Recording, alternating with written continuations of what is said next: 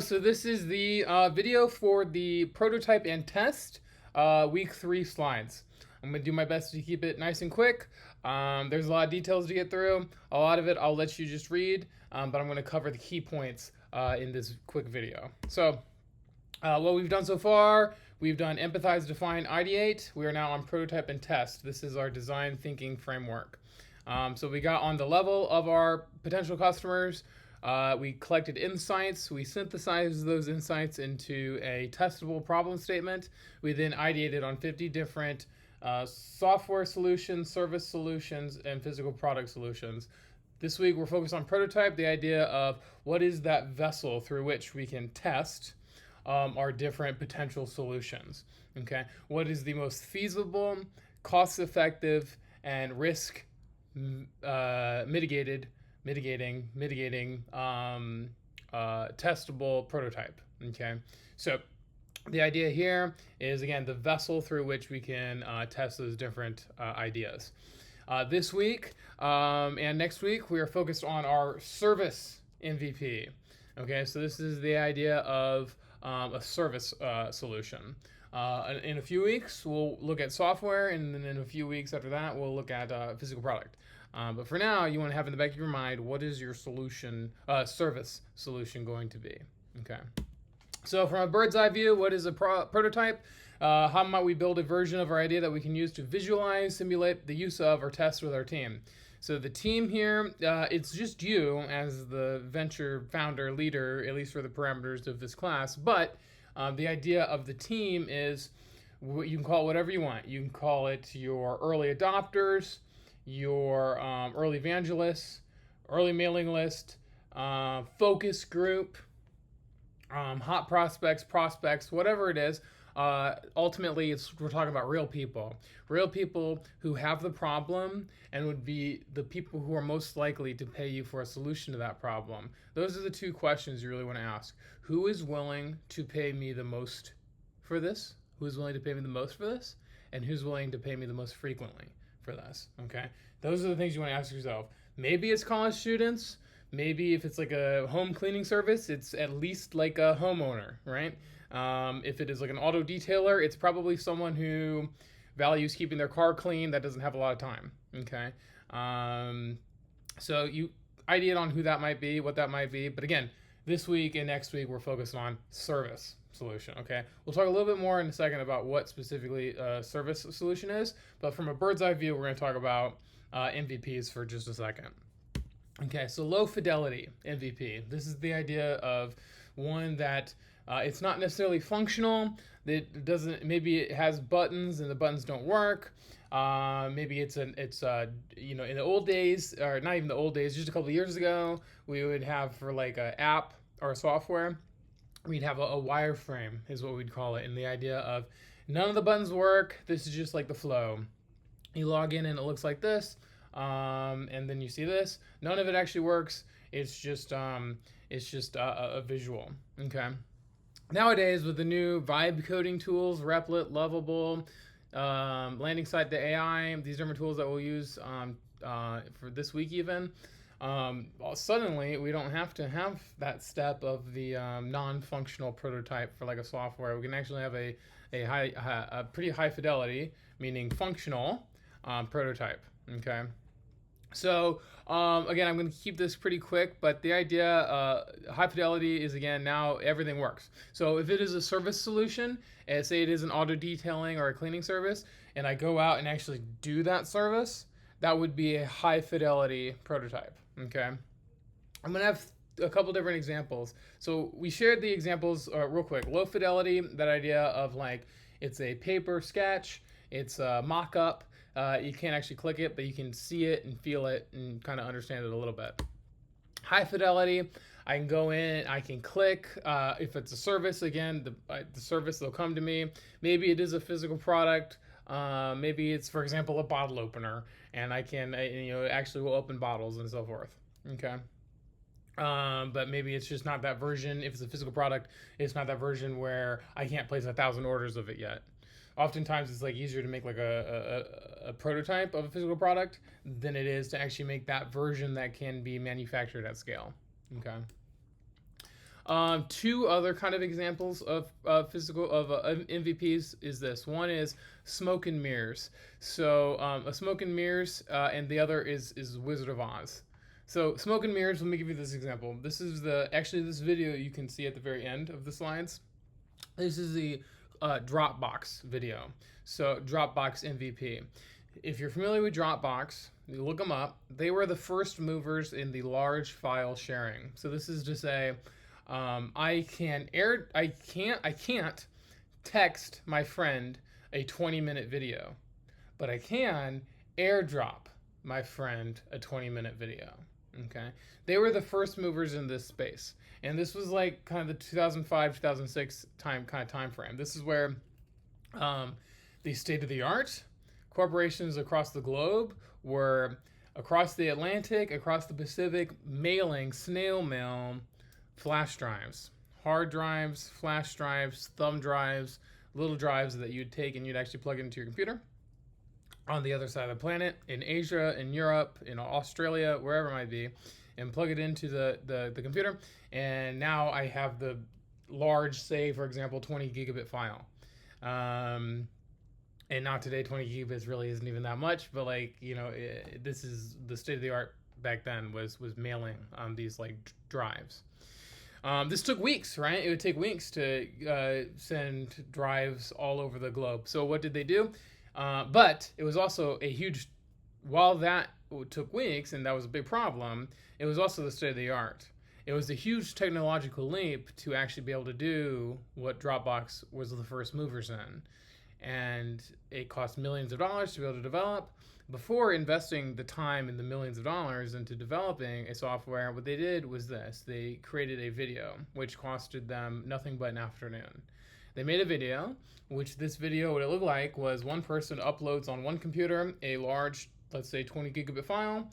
They walk over to another computer and they download that large 20 gigabit file. So they had a folder on the computer. I add I add my 20 gigabit file to the folder. I go over to this other computer, and that 20 gigabit file, sure enough, is in that folder, and I can now download it onto the other computer. They sent this video to firms all over the planet, and they were all like, "Oh my God, I will pay you top dollar today for that. That solves so many of our problems, and we would absolutely pay you again top dollar for that." So this is a tremendous validation. It was on one hand tremendous validation that they should in fact definitely develop this software. It was also their first adopters, their first customers were all now in a big list. So therefore, when they go and they open up shop on that first day, they're ready to sell to hundreds and thousands of firms. So their millions of dollars in investment, they made back 10, 20, 30, 40 fold within like the box office opening, right? The first weekend or the first week of being for sale. Okay. So the number one reason a startup fails is not enough customers. There's only two measures of success that the World Economy awards, and that's the ability to generate revenue and the ability to create new customers. You have to be able to do both of those things. You can have the best mission statement ever. You can want to cure all sorts of diseases. You can want to solve all sorts of problems for people. But in order to be able to be successful and be able to actually create that impact that you want, that positive impact on the world that you want to create, you have to be able to do it through the framework of the ability to generate revenue, the ability to create customers. Those are the only two things that the world economy, again, rewards. And suppose you're able to do those two things at a great level of scale, you'll be able to create impact at great orders of magnitude. But it does require the ability to, again, generate revenue and create new customers. So at the end of the day, all the testing that we're doing, you want to make sure that you're able to be validating that it will do those two things. People will pay me for this, and new people will be able to acquire new people. Okay. So that, again, the Dropbox analogy there was the smoke and mirrors. So again, it was a video. Feel encouraged if that's what you want to do, is a video like that. That'd be great. The other example of an MVP is smoke and mirrors. So smoke and mirror, or excuse me, I had that backwards. I apologize. The Dropbox was the smoke and mirrors. Okay, Dropbox where the video didn't actually work, right? It was just a video that explained what it was. The Wizard of Oz MVP is this. So if you might be familiar with Zappos, Zappos, and you can look them up, Zappos. They were the first movers in selling shoes online. So you might know this. Amazon, the first thing they sold was they were an online bookstore. Okay, so they were first movers in selling books online. Zappos was first movers in selling shoes online. So this guy one day he has an idea. Hey, look, people will buy shoes online if you know what size it is, and you know potentially even what brands you're at least interested in or like. People will buy shoes online. So what does he do? He spends millions of dollars on getting inventory of shoes and getting this site together. No, he does none of that. He spends one afternoon making a very, very simple website. Then what he did was he went to his local Dick's Sporting Goods with his camera and took pictures of all the shoes on the rack at the Dick's Sporting Goods. Then he placed them online on his website for sale at cost, meaning anytime someone went and purchased shoes from his store, he would go and he'd buy the shoes for that cost at the Dick's Sporting Goods, and then also charge the people for shipping and then ship them to the people. And he made no profit. But what did he do is he validated two things. First of all, he validated that people would indeed buy shoes online. Could it generate revenue?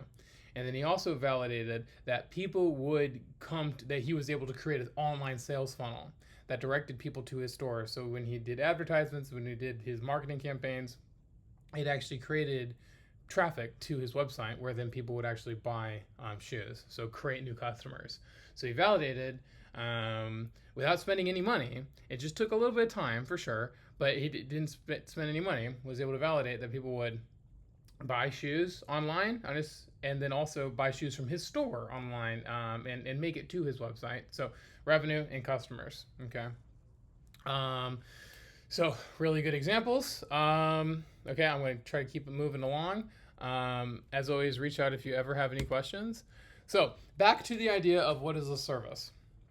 This is the goal for this week and next week is to test a service-based solution. So what is a service? You can see examples of services here. This seems very, very simple.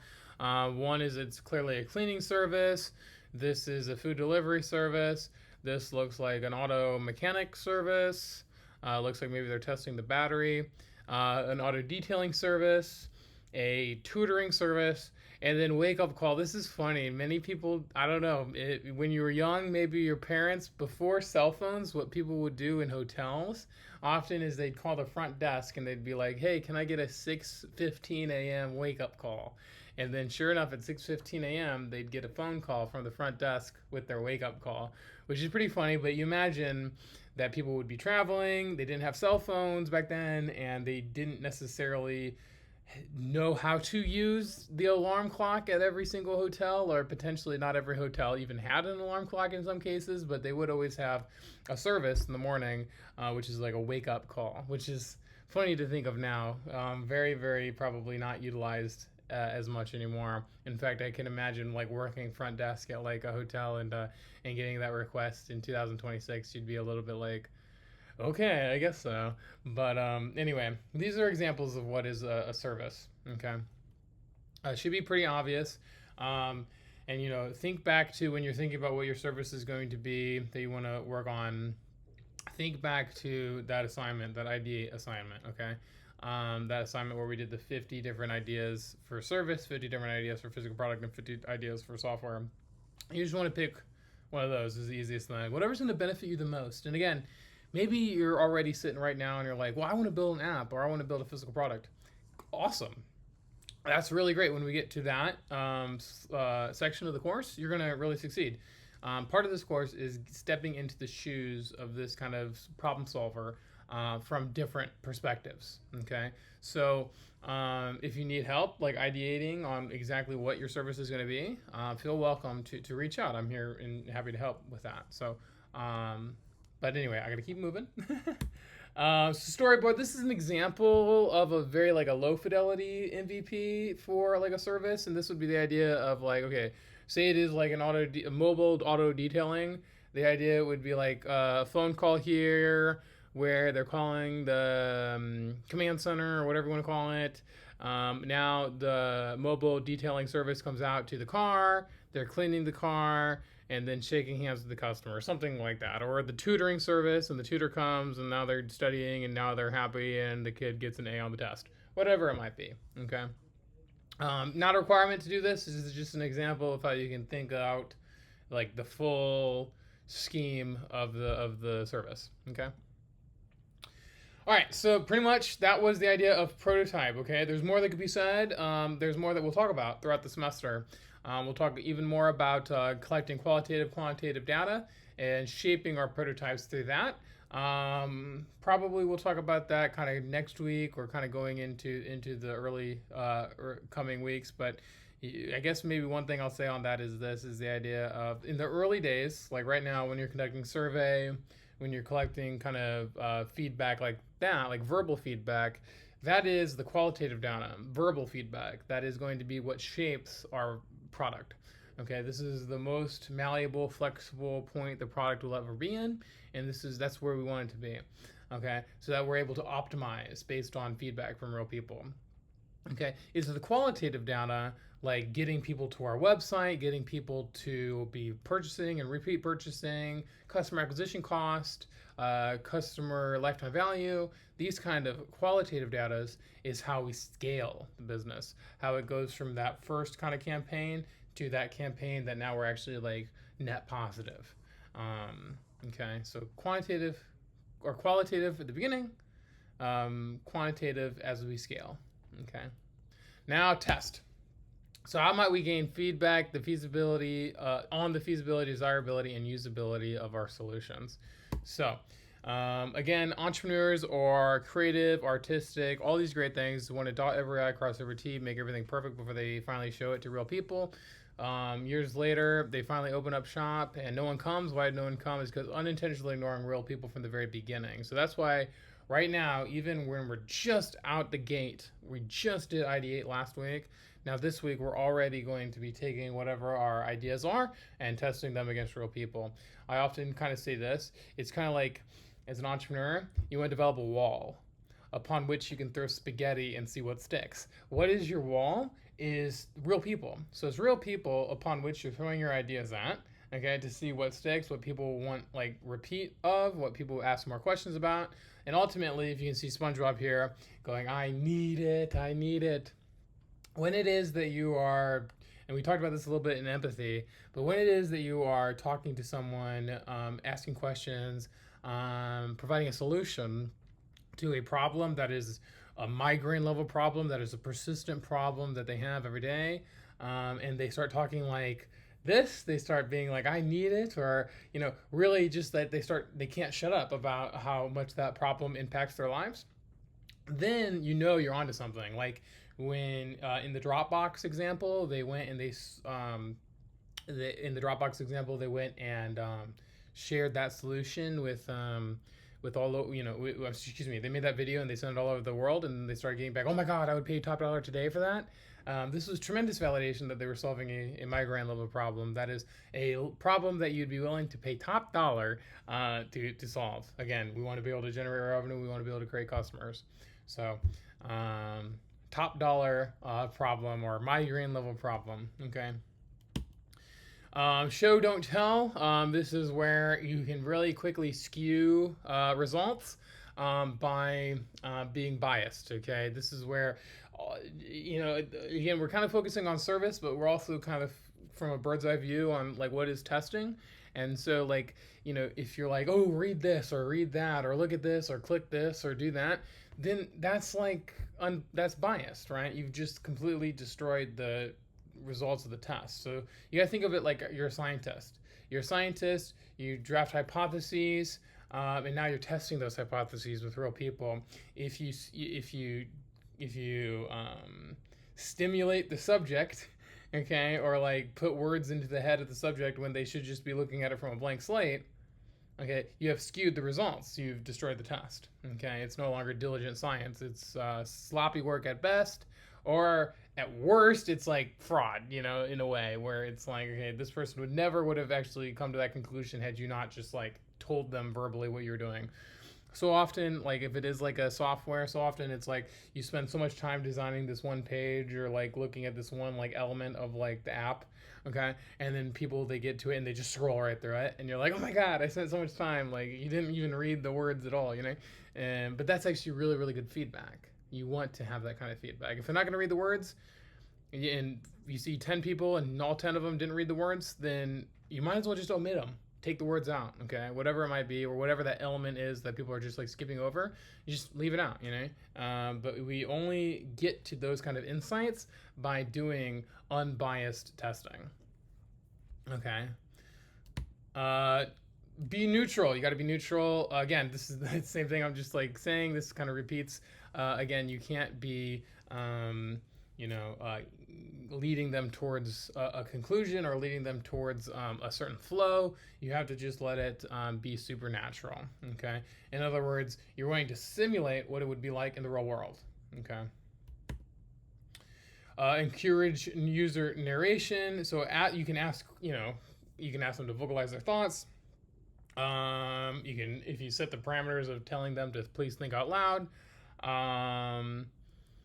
And this is, you know, the only expectation maybe that you would set at the beginning would be like, hey, listen, I'm trying to collect as much feedback on this as possible, so please, you know, let me know as you're looking at this prototype. Please let me know what it is your thoughts are, what your immediate thoughts are. Just like kind of blurt them out, think out loud. Okay. You can ask follow-up questions. I wouldn't do this like right during the time where it is that they're using or testing the service or the MVP, but afterwards. You want to ask them these questions. You want to record this. I highly do recommend. I think it's easy to do voice memos, because now with the voice memos you can put it right into Claude, you can put it right into ChatGPT, Nada AI, a handful of different dictation tools that will give you not just a transcript, but also like action items and key takeaways and so forth. This used to be something that like before AI, me included, we would have to sit and we'd spend hours kind of just like going through our recordings from different customer interviews. Now you're able to just fire it into an AI tool and get that stuff really quick, and which gives you more time, which is a huge resource. Embrace negative feedback. If you can come to the conclusion that something is not feasible in a short period of time, this is a tremendously underestimated entrepreneurial success. I'll say that again. If you come to the conclusion that a business idea is not feasible in a short amount of time, this is a tremendously underestimated entrepreneurial success, where this is very much you being a diligent scientist. A diligent scientist, of course, you're going to have natural bias for your hypothesis to be correct. That's like just natural. But you want to be able to do as much as you can to be able to, you know, remove that bias so that you can actually accomplish good science. Okay, and in good science, you need to be able to have like the alternative to your hypothesis. So what is, if it's not this, if my hypothesis is invalidated, then great. Now I can move on to the next thing. Okay, test a new hypothesis. Okay, so again, this is the idea of our MVP a la carte. So the trifecta, three things. We got prototype over here, feedback, and what's the thing in the middle? Distribution channels. So what is the prototype? How are we getting in front of people? And how are we collecting feedback? So largely this can be like a website. In 2026 is pretty standard. 65% of web traffic occurs on mobile devices, so you want to be thinking about that. Word of mouth, social media, flyer, phone calls, etc.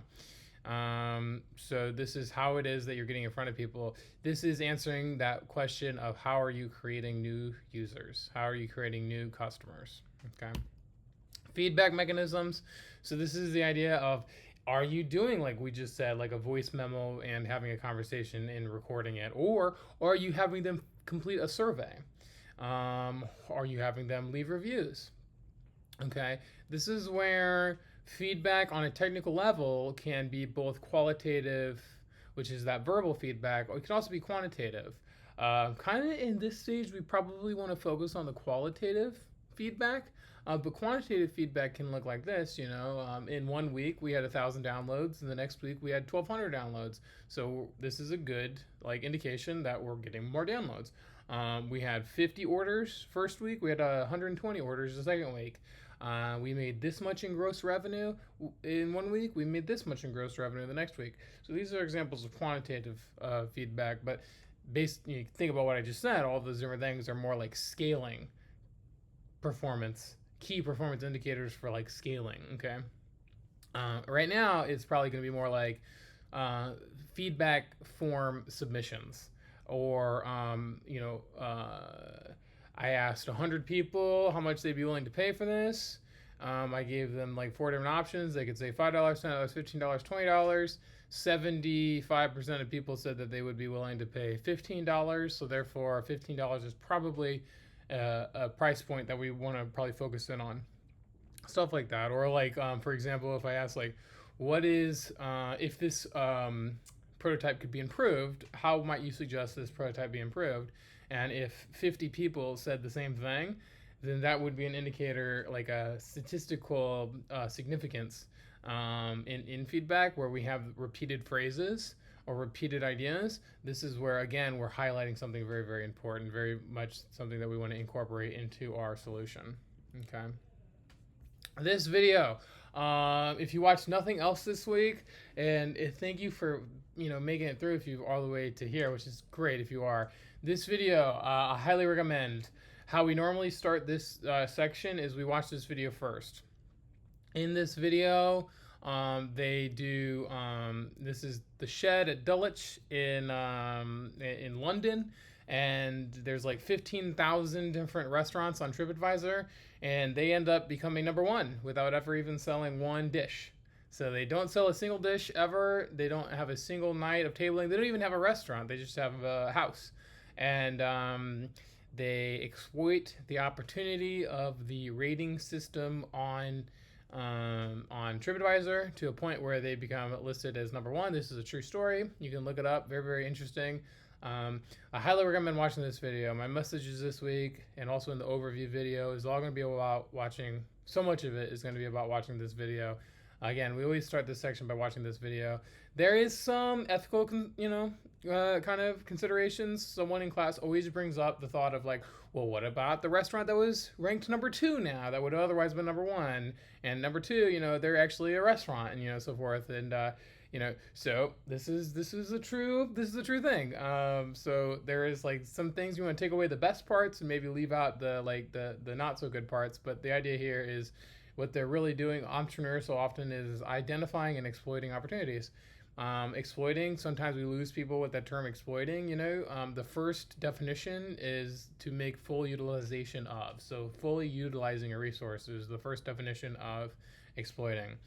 When you get to the second, third definitions is where words like abuse come out. So it is kind of a borderline word, but idea is make full use of. So they definitely identified and exploited an opportunity, which is the rating system on TripAdvisor. Ultimately, they create a tremendous amount of hype. Ultimately, they create a tremendous amount of hype for this. So pretty interesting. Definitely watch this video. Okay. And then, can you use concepts from the Shed to test your prototypes? In order to be able to answer that question, you're really going to want to watch that video. So I highly recommend that. And now time to test. Okay, there are other resources, other videos here. These are examples of questions that you can ask users. Do that after it is that you record your video, or rather after it is that you conduct the test. This is questions that you might add into your feedback survey, or questions you might ask them like verbally. Okay. Make sure that they're open-ended questions and not leading questions. Okay. Capture the results. Again, I highly recommend. I think the easiest one to do is voice memos, and you just tell them that, hey, this is being recorded, just so that they know. You can do a video. Sometimes I've done that before. I've had students do that before, where you sit down and you record a video. I would highly recommend not doing this, where you're just like recording them, but like rather do like a video if you are going to do that, where you're both in it. And you can see yourself on the screen, flip the camera around and set it on the tables or something like that, so you can both kind of be seen, if it is that you're going to do a video. Otherwise, the other option would be probably like a feedback survey, which you can create with Google Forms. In fact, most people end up doing that with Google Forms in this course. I typically get a lot of Google Forms. Okay, so of course, reach out if you have any questions. Analyze the results of your test. What is the statistical significance of potentially repeated phrases and so forth, and record that. Okay. What could you do to change or improve? What pivot is now required, do we think, moving forward? Additional video resources. This is an idea of paper prototyping, wireframe tutorial. This is a little bit what I was talking about in the old days, which is only a few years ago, on wireframes for like software prototypes. Design thinking test. This is from that design thinking, I think, Academy is what it's called. You watch that. Ford Maverick. This is a video that I'm going to recommend watching later. This is more for the physical prototype kind of section, but also is pretty good here. They very much apply the design thinking framework and made billions and billions of dollars. I think something in the ballpark of like 17 or 18 billion dollars in sales of the Ford Maverick truck since its launch in 2022. Pretty interesting. How to prototype and test solutions. I thought that the what do you call it? Dropbox video was in here, but it appears to be not. So you can Google that one also. Google the Dropbox MVP, and it will come right up. Okay. All right. That was this. This is probably pretty long, so sorry about that. But we did have a lot of stuff to get through here. So reach out, of course, if you have any questions at all. Have a great week. Wings up. Go Eagles. Best, Justin. Bye.